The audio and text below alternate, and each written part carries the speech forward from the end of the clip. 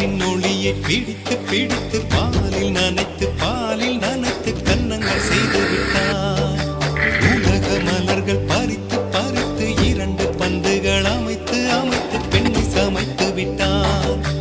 அழகு என்பது ஆண்பாலா பெண்பாலா என்பதில் எனக்கு சந்தேகம் தீர்ந்தது. அழகு என்பது நிச்சயம் பெண்பாலடா. கவிதை என்பது மொழியின் வடிவம் என்றொரு கருத்தும் இன்று உடைந்தது. கவிதை என்பது கன்னி வடிவமடா. மின்னலை பிடித்து